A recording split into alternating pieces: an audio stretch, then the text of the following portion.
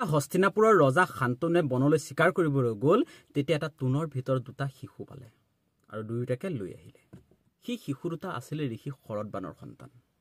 ঋষি গৌতমৰ শিষ্য আছিল শৰৎবান সেই শৰৎবান জন্ম হওঁতে হাতত এটা কাঁড়ৰ টুন লৈ জন্ম হৈছিল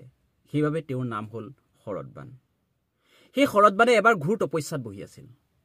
যেতিয়া ঘোৰ তপস্যাত বহিলে তেতিয়া স্বৰ্গৰ ৰজা ইন্দ্ৰই ভাবিলে এই শৰৎবান কিয় তপস্যাত বহিছে নিশ্চয় স্বৰ্গ দখল কৰিব আৰু তেওঁ জ্ঞানপদী নামৰ এগৰাকী অপেশ্বৰীক শৰৎবানৰ তপস্যা ভংগ কৰিবলৈ পঠিয়াই দিলে আৰু জ্ঞানপদী নামৰ সেই অপেশ্বৰীজনী আহি শৰৎবানৰ তপস্যা ভংগ কৰিবলৈ বহুতো চেষ্টা কৰিলে আৰু সেই জ্ঞানপদীৰ ৰূপ লাৱণ্যত ভুল গৈ শৰৎবানৰ হাতৰ পৰা টুনটো খহি পৰিল আৰু তেতিয়াই শৰৎবানৰ বীৰ্য স্খলন হৈ সেই টুনটোতে পৰিলে আৰু পিছলৈ সেই টুনটোৰ ভিতৰতেই দুটা শিশুৰ জন্ম হ'ল সেই শিশু দুটাই ৰজা শান্তনুৱে চিকাৰ কৰিবলৈ যাওঁতে পাই লৈ আহিলে আনি পেলাই তেওঁ ৰাজভৱনত ৰখালে আৰু সেই শিশু দুটাত আছিল এজন ল'ৰা আৰু এজনী ছোৱালী ল'ৰাটোৰ নাম দিলে কৃপ আৰু ছোৱালীজনীৰ নাম থলে কৃপি কৃপি আৰু কৃপ ডাঙৰ হৈ আহিল পিছত শৰৎবানে গম পায় হস্তিনাপুৰলৈ আহি হস্তিনাপুৰতে বহুদিন থাকি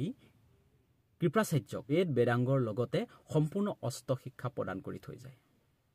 আৰু পিছলৈ সেই কৃপই কৃপাচাৰ্যৰ নাম লৈ পাণ্ডৱ আৰু কৌৰৱৰ গুৰু হৈছিল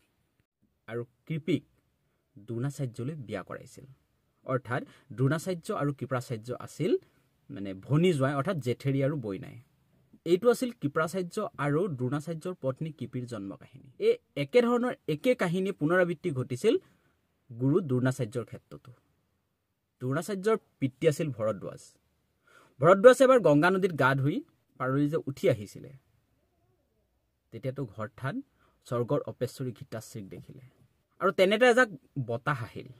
আৰু বতাহত ঘৃতাশ্ৰীৰ শৰীৰত থকা কাপোৰখন উৰাই লৈ গ'ল আৰু তেতিয়া ঘৃতাশ্ৰীৰ সেই ৰূপ দেখি ভৰদ্বাজৰ বীৰ্য স্খলন হৈছিল আৰু সেইখিনি ভৰদ্বাজে এটা কলহত ভৰাই থলে সেই কলহটোৰ এটা জোখ আছিল এদোণ শস্যত হ'ব পৰা জোখৰ আছিল এদুনীয়া কলহ তাৰ পৰা এটা শিশু জন্ম হ'ল আৰু সেই শিশুটোৰ নাম ভৰদ্বাজে ৰখালে দুৰ্ণ আৰু সেই দুৰ্ণই পিছলৈ দ্ৰোণাচাৰ্য ৰূপে খ্যাত হয় দ্ৰোণাচাৰ্যই শিক্ষা লাভ কৰিছিল তেওঁৰ পিতৃ ভৰদ্বাজৰ শিষ্য অগ্নিভেশ নামৰ এজনৰ পৰা তেওঁ সম্পূৰ্ণ শিক্ষা লাভ কৰিলে তেওঁ সম্পূৰ্ণ শিক্ষা লাভ কৰাৰ পিছত এদিন গম পালে যে পৰশুৰামে যিমানবোৰ ৰাজ্য অচৈৰ্য সম্পত্তি দখল কৰি লৈছিলে সকলোবোৰ বিতৰণ কৰি আছে ব্ৰাহ্মণৰ মাজত আৰু দ্ৰোণাচাৰ্য পৰশুৰামৰ ওচৰলৈ গ'ল তাৰ পৰা কিছু সম্পত্তি আনিবলৈ কিন্তু তেওঁৰ দুৰ্ভাগ্য আছিল তেওঁ উপস্থিত হোৱাৰ আগতেই পৰশুৰামে সকলো সম্পদ ভগাই শেষ কৰিলে তেতিয়া পৰশুৰামে ক'লে মোৰতো ভগাই সকলো শেষেই হৈ গ'ল এতিয়া আৰু একোৱেই বাচি থকা নাই কেৱল এতিয়া আছে মোৰ শৰীৰটো আৰু মোৰ অস্ত্ৰ শস্ত্ৰখিনি ইয়াৰ ভিতৰত যদি তোমাক কোনোবাটো লাগে তুমি নিব পাৰিবা এতিয়া দ্ৰোণাচাৰ্য পৰশুৰামক ক'লে মোক আপোনাৰ শৰীৰ নালাগে মোৰ আপোনাৰ অস্ত্ৰ শস্ত্ৰখিনিকে দিয়ক আৰু সেইবোৰ চলোৱাৰ মোক শিক্ষাও প্ৰদান কৰক তেতিয়া পৰশুৰামে নিজৰ সকলো অস্ত্ৰ শস্ত্ৰ দুৰ্ণক দিলে আৰু দুৰ্ণক সেইবোৰ চলোৱাৰ সম্পূৰ্ণ প্ৰশিক্ষণো দিলে আৰু সেই ফালৰ পৰা দ্ৰোণাচাৰ্য হৈছে পৰশুৰামৰ শিষ্য এয়া আছিল আজি ভিডিঅ'টোৰ মূল কথাখিনি ভিডিঅ'টো কেনে পালে জনাবচোন আকৌ এটা এনেধৰণৰ ভিডিঅ' লৈ অহালৈকে আজিলৈ বাই বাই